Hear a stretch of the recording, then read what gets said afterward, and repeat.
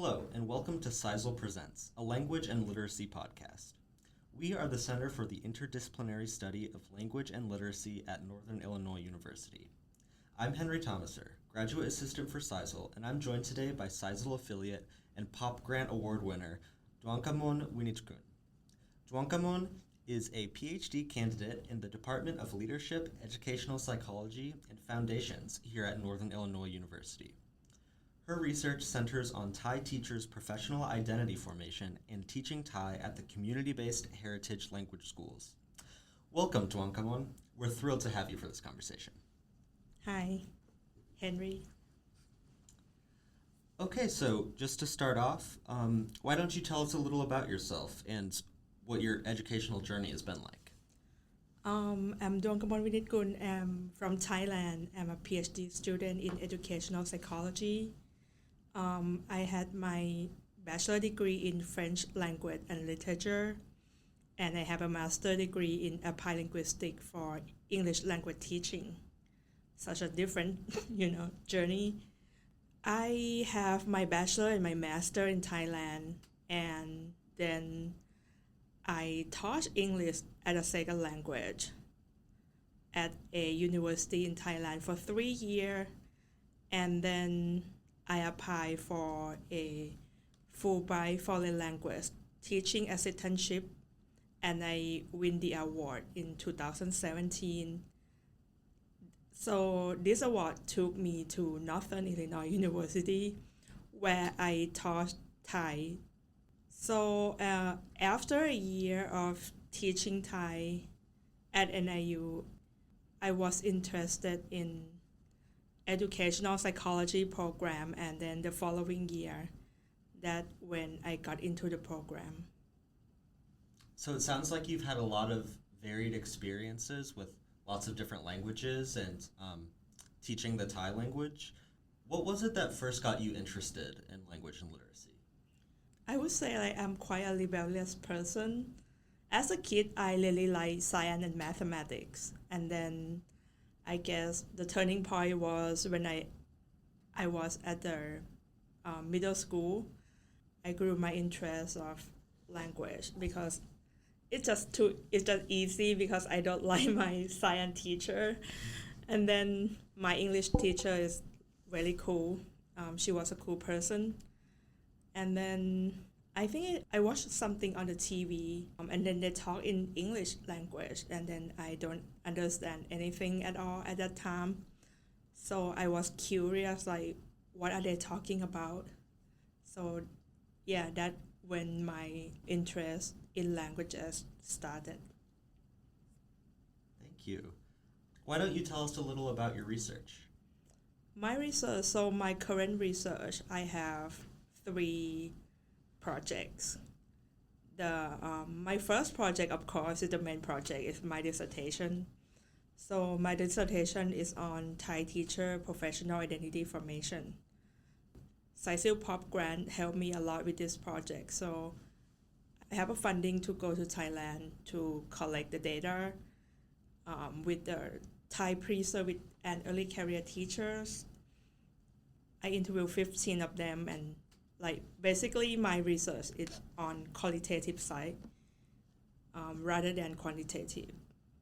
And the second one was my project with teaching Thai at the community-based heritage language schools.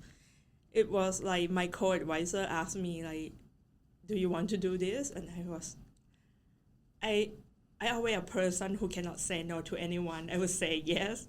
And it's interesting, and I have different interests. So I say yes to her, and then we were supposed to travel across the country, across the United States, to the different community-based heritage language school. And then it was in 2020, and then the COVID hit, so we cannot travel. I ended up calling the participant, and we ended up using Zoom for interview for the first time. The third one was my another co-advisor, the dissertation advisor, and he bring this project to me, and I was like, why not? I'm gonna volunteer whether or not it's gonna be RA. like whether or not you have RA from me or not, I'm gonna volunteer. Is the project with Earth, Atmosphere, and Environment Department and Educational Psychology Department. We collaborate on we do the research about high achieving low income STEM majors, persistent and sense of belonging, like how social support them throughout the year of them in the program. So I expect a lot of our listeners aren't that familiar with the Thai language. Could you give us a quick overview of Thai and its characteristics? Thai, so like if you don't know about Thailand, so first of all, Thailand is in Southeast Asia. Thailand is the only country that, people speak Thai language. But fun fact, Thai and Lao languages are quite similar. Like for example, if I travel to Laos or Lao people travel to Thailand, we would have very few problems understand each other. We would understand each other quite easily. And another fact of Thai language is like Thai language is a tonal language. Thai language has 5 tones. Like for example, I always use this example for my student because it's funny to me, for me at least. For example, if you say ba, is a flat tone, right? Ba, that means throw something away. Okay, that's the flat tone, that tone 1. Ba. But if you say ba is low tone or tone 2. That means forest. And if you say ba, which is falling tone or tone 3, ba is mean auntie. And then if you say ba, it mean daddy. It mean dad. That's the high tone. And the last one, if you say pa, that's the rising tone. That means sugar daddy. So if you cannot make the tone right, the meaning change as well, and it's gonna be like total different things. Yeah, you'll say the completely wrong thing, and it'll be embarrassing because the tone is changing the meaning of the word. Yeah, like if you mean to say forest and then you ended up saying sugar daddy, for example. Yeah, that's funny. Well, that's a great way to explain tonal languages. Mm-hmm. But the fact is, when you teach Thai to Thai people and then when you teach Thai to the foreigners, to non-Thai, the way of teaching are totally different. Because people who speak non-tonal language, sometimes they couldn't differentiate the sound. Like for example, I have some students who speak non-tonal language only. They cannot differentiate between pa and pa. And the listener, you might try to differentiate these 2 tones, pa, pa. Or even say 5 tones in a row, for example, pa, pa, pa, pa, pa. So if you teach the non-tonal language speaker, you cannot just say and then ask them to repeat it. You have to come with a structure, and then that's why I think like some researcher, they come up with the tonal box, but you have to learn like the different consonant and the different type of words and the different vowel and different tone. But for Thai speaker, Thai native, we can differentiate right away because we get used to it. Right, so Thai speakers' ears are more attuned to the tones. Yeah, I think so. And so what strategies can you use for learners who don't come from tonal languages? Yeah, as I mentioned before, like there's what called tonal box. So you have to learn consonant, you have to learn vowel, you have to learn different type of word to be able to identify the tone. And it's more complex than how the native learn. So for non-native speakers, you have to like draw a lot of attention to the differences in tone. So you mentioned that you have taught Thailand in the U.S. and that you've also taught in Thailand different subjects. So what is it like being a student or a teacher in Thailand versus in the U.S.? Oh, that's really interesting questions. Like my first year here in the U.S. was life changing, I guess. I was in a educational psychology class actually because I always interested in educational psychology, and I registered in the introduction course of educational psychology, and it's a discussion based. Like student has to be active all the time. We have to read everything every week and then come up with the argument, exchange the idea, opinion with the classmate. Was such in Thailand when I was a student. I mean, like probably nowadays it might change, but when I was a student, it's quite kind of lecture. Teacher will talk a lot. Student will just sit in their seat, nice and neat. With some stricter teachers, they would just like talk all the time, and then if you make a move or talk to your friend or something, they would just like scold at you, for example. So it's more of a teacher-centered approach, but here in the US it's more student-centered approach, and we have more interactive class, for example, which is this really interesting because I also wrote about this in my dissertation. Like, so Thailand is collectivist and high power distant society versus the United States is more individualistic and low power distant.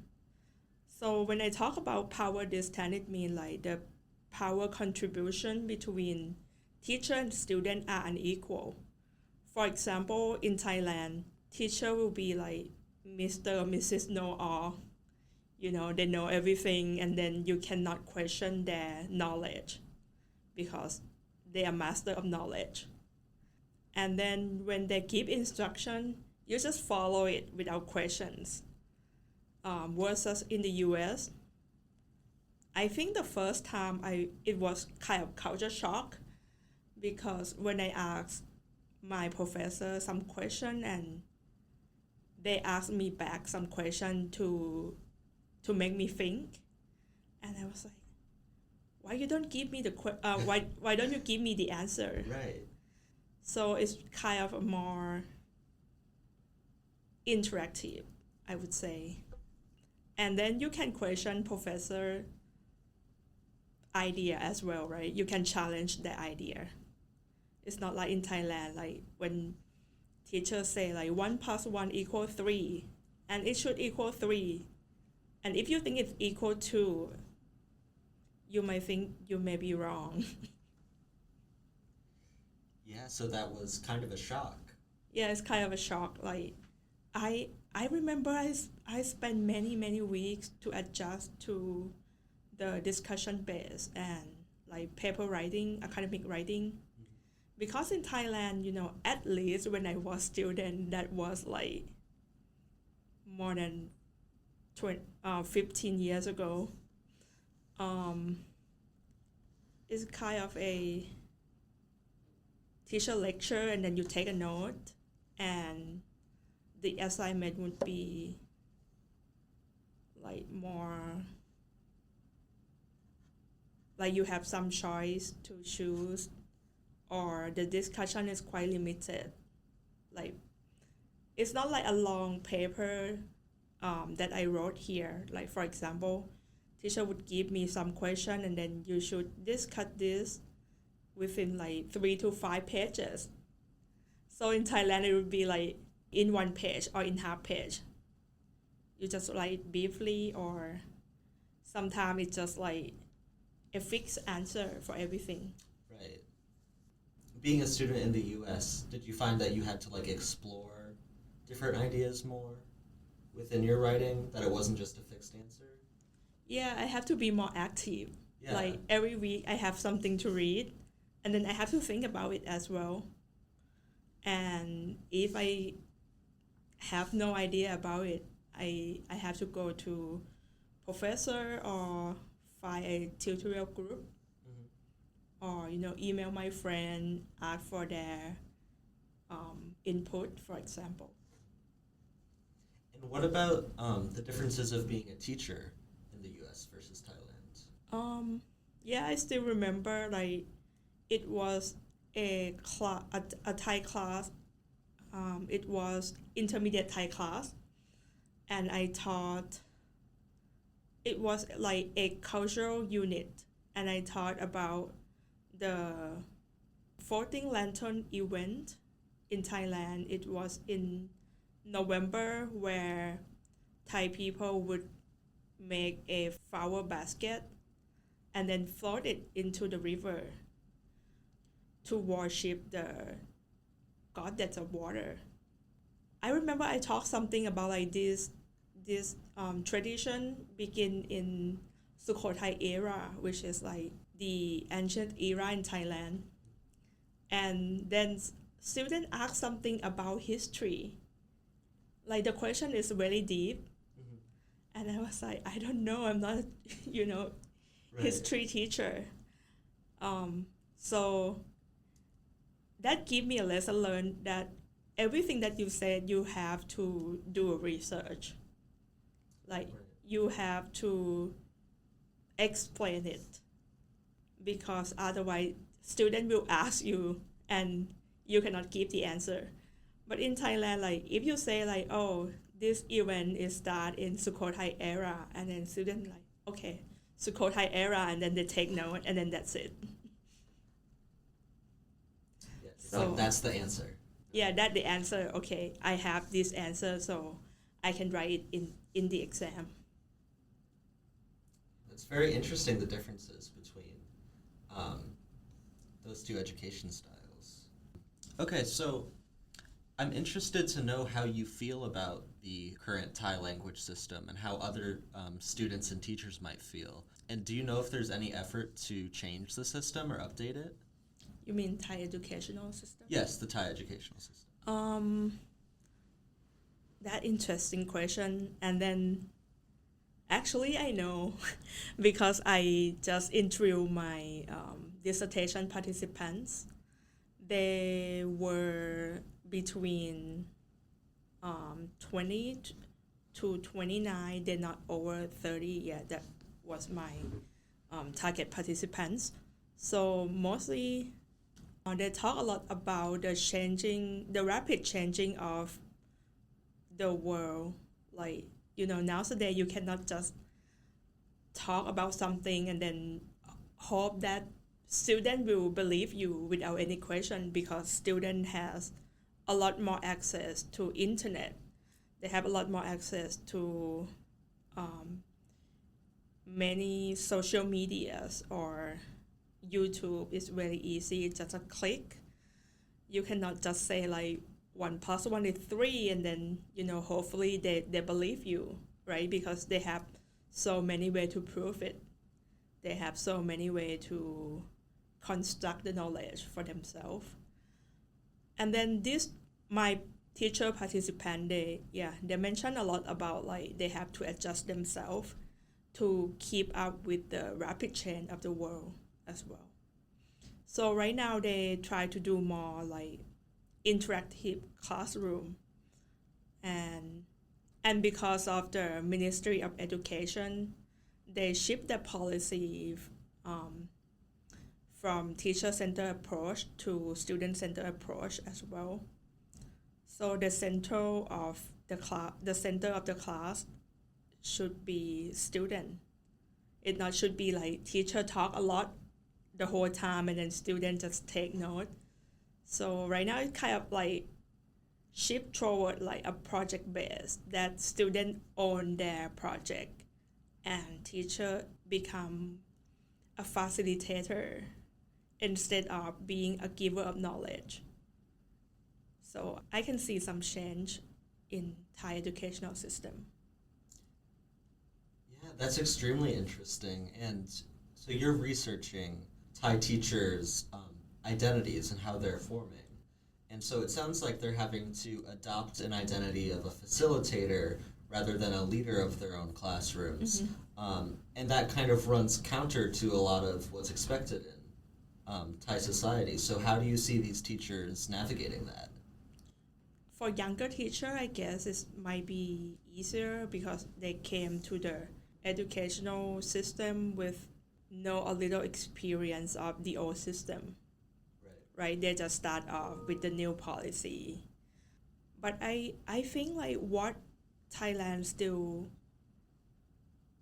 need more is like mentorship, because I remember when I start my career as a college instructor, I just freshly graduated from my master, and I was pre-served with teaching for only a semester, and then I start my full-time job and without mentor. So that's why it's really difficult to navigate as a new teacher. But for the more experienced teacher, I think they have the different struggle as well, because they have to adjust from the old method to the new method. And thinking about it, like when you do something for 30 years, Right. and one day they say like, oh, you should change the way you do that thing.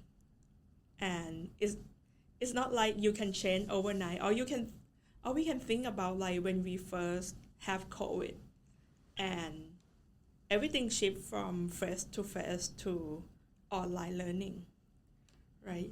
Some of us like struggle navigating using online platform to teach. For example, some teacher just like teach the same way, but they just live stream their teaching to their students.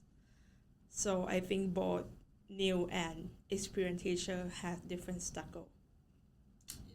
That's very interesting. And it seems like every teacher in the Thai system is kind of adjusting to this new, the new climate.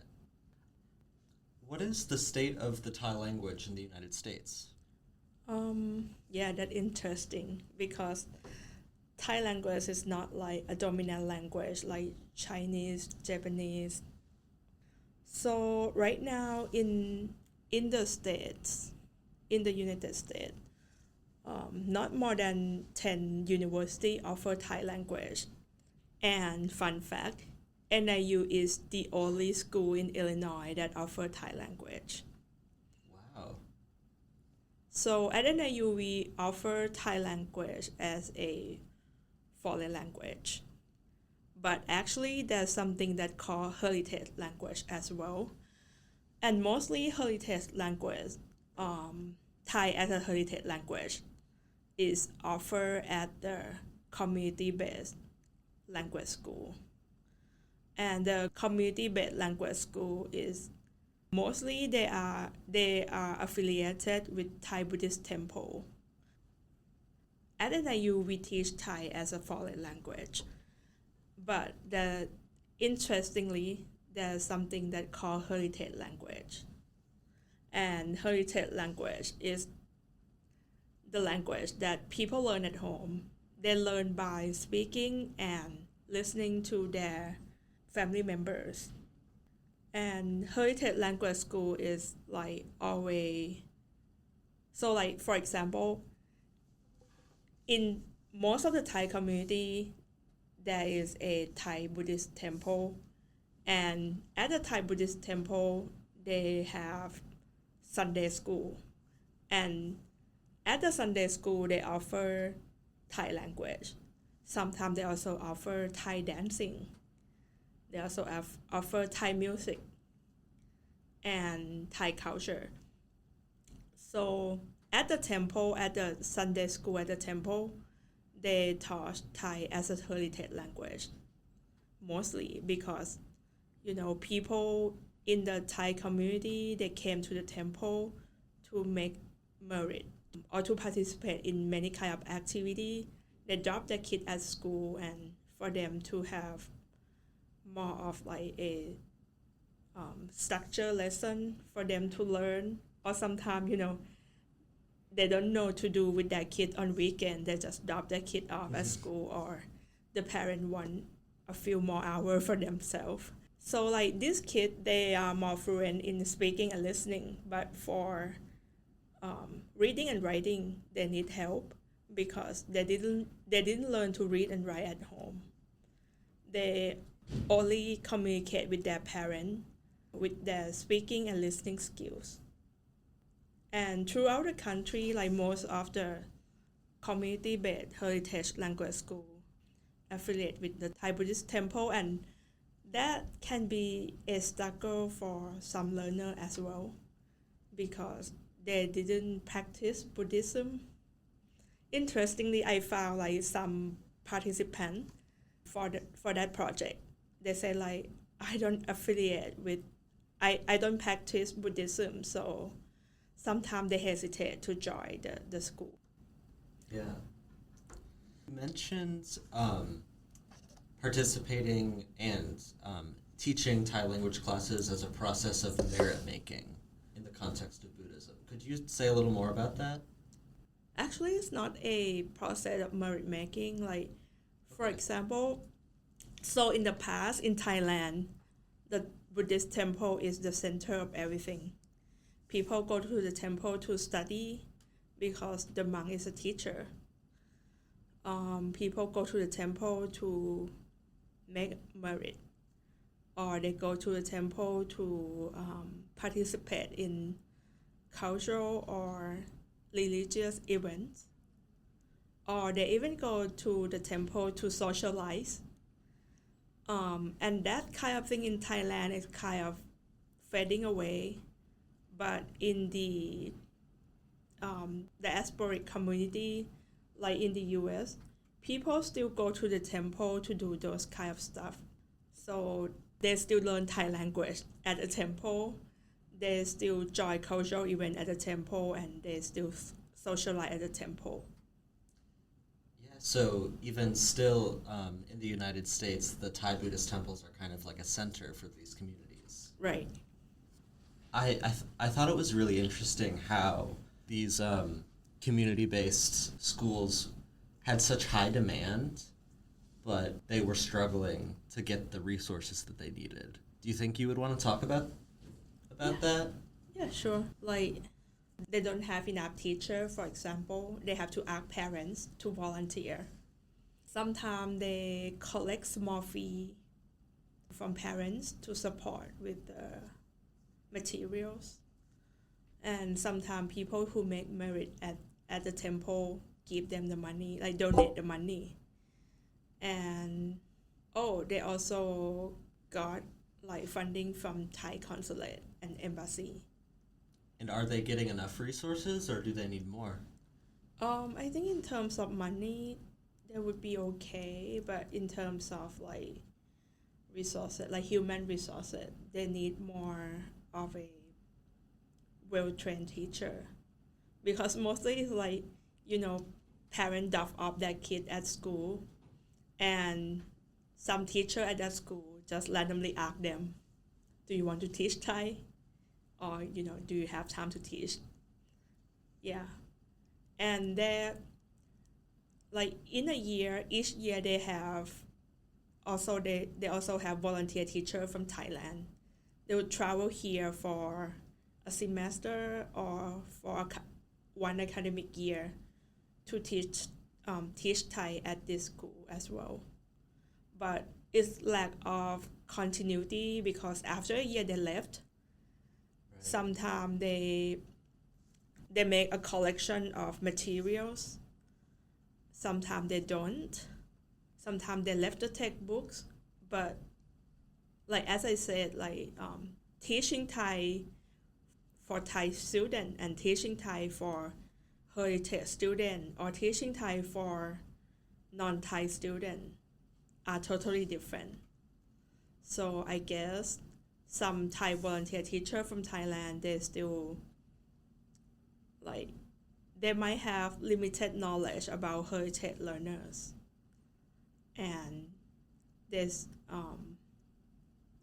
and some local volunteer teacher, they just remember what they've been taught as a kid, and then so they use the same strategy to teach kids at the Heritage Language School. Yeah, so it seems like a very big challenge for the community because not only are all these teachers coming from all different types of backgrounds, and some of them aren't trained Yeah. formally in language instruction, right? Yeah. Yeah. And we cannot blame them because they're not trained to teach heritage Right. language. Yeah. Right. They're teaching all different types of students who have different learning needs, Right. and they have all different types of materials. Mhm. But I can see that there's such a big demand for this service in these communities of keeping their heritage language alive and giving young people of Thai heritage an opportunity to participate in this language learning and cultural transmission. Right. Yeah. And I would say like the young Thai American or young Thai heritage language learners here, at least in Illinois that I met before, they probably represent their community. Like recently, there was a what called Thai Festival in Chicago, and these high schooler most or even middle schooler, they probably represent the community by perform some Thai dancing or represent the Thai culture. Yeah, young Thai people, they probably represent the Thai community because they want people to know more about Thai people, Thai language, Thai culture, Thai events. Not just like, people know only about Thai food because somehow it's become more popular. Right. Yeah. I'm really glad that we highlighted that part. I think that's kind of like one of the core messages of like that I got from your research is that like these communities are like it's like a community wide effort to keep the language instruction going. Yeah, they don't want the language to kind of die. That because like the new generation didn't speak Thai anymore, for example, and then when they go to visit their relatives in Thailand, they cannot communicate with them, for example. So I think I really appreciate the young people and their parents, their effort to try to preserve, try to continue to learn Thai language and Thai culture. Great. What forces do you think are motivating Thai individuals in the United States to carry on their language and culture? Yeah, because that part of their identity, that part of who they are. And this kind of related to my identity research as well. Some Thai, I would say like some Thai American or of Thai descendants, they always question themselves, just like the young teacher that question themselves like, who am I as a teacher? Or whether I am a teacher, right? And these people, these Thai people who were born and raised in the States, they always ask themselves, like, who am I? Am I Thai enough? And I mean, like, there's no measurement or, to measure, like, you are Thai enough or you're not Thai enough because you still Thai. Because you know something about Thai, because you know something about Thailand, you can speak Thai, you know about Thai culture. And their perception of who they are as a Thai person, right? I can say the benefit of it. Like when they go back to Thailand, they can connect to their root. They can connect to their grandparents, for example. They can communicate with them because, like, some older generation, they don't speak any languages except Thai, right? So when their grandkids came back from the state, they can talk to their grandkid, and grandkid can connect to their grandparent, and their family story can continue. You can make a connection, for example. Yeah, that's great. It's extremely valuable, those connections. And actually, earlier we have another project. Oh, okay. It's called Thai Oral History, and we recruit like 6 high schooler in Illinois. So they were former heritage language students, and this project is particularly these 6 students interview their grandparents about family history. So we can make kind of like a collection of who are Thai people in the US, who are Thai immigrant in diaspora, for example.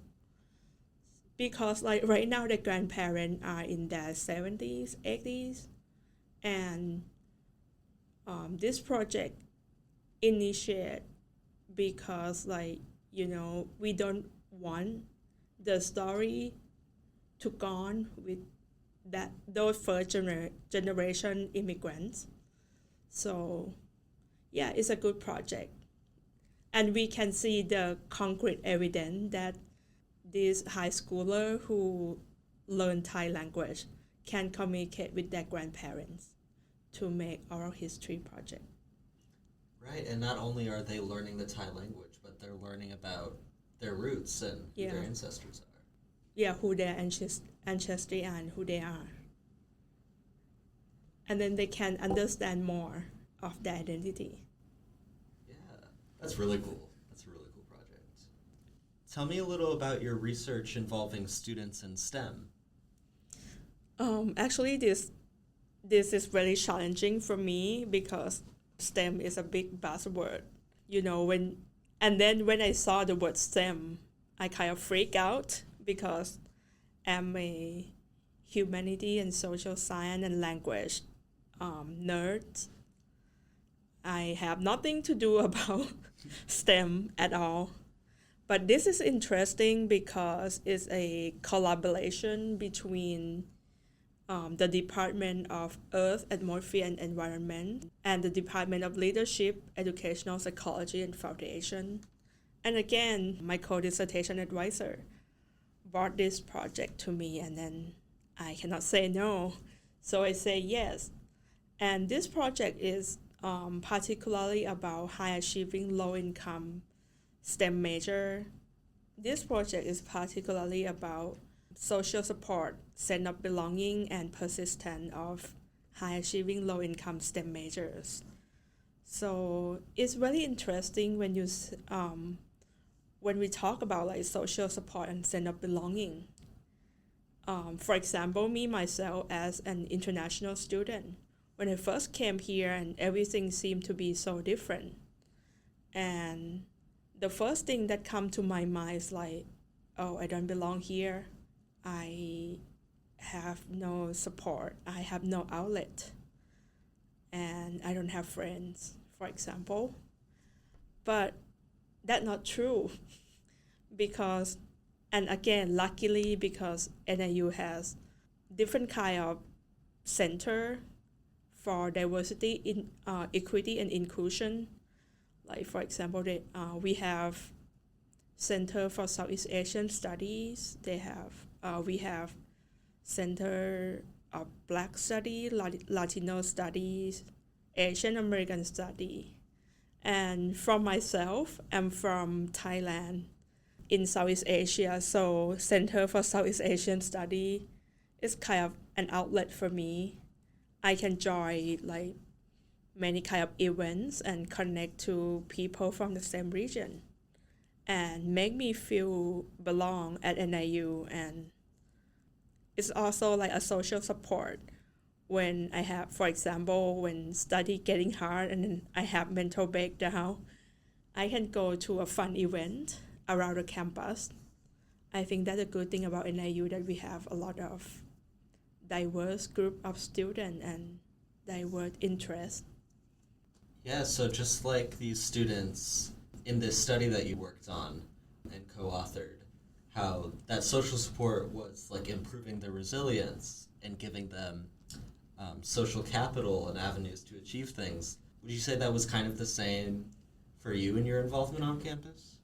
Yeah, like according to the research, they got a scholarship to support their financial needs because they from low income background. And every week during the project, every week they will have a weekly meeting where they talk to each other and they kind of exchange their experience during the week. And then also there was a kind of near peer mentor. Near peer mentor was like grad student who has the same experience with this group of students. So this weekly meeting give them kind of a sense of community. And actually our first paper got published earlier last year in 2024. And the title, I really like the title. The title is like, "We are all in this together." So it makes this group of students feel they belong somewhere, and together they can do something. They can achieve their goals. Yeah, that's amazing. Well, thank you so much, Duangkamon, for joining us for this conversation. It was a really amazing experience learning about all of your research. I know our listeners can really learn a lot from your unique experiences and from your research, and we're just really thrilled to have you today for this conversation. Thank you for having me. That was great. This has been CISLL Presents, a language and literacy podcast, and we hope you'll tune back next time. CISLL Presents is brought to you by the Center for the Interdisciplinary Study of Language and Literacy at Northern Illinois University. Music was performed by the NIU Steel Band, arranged by Yuko Asada.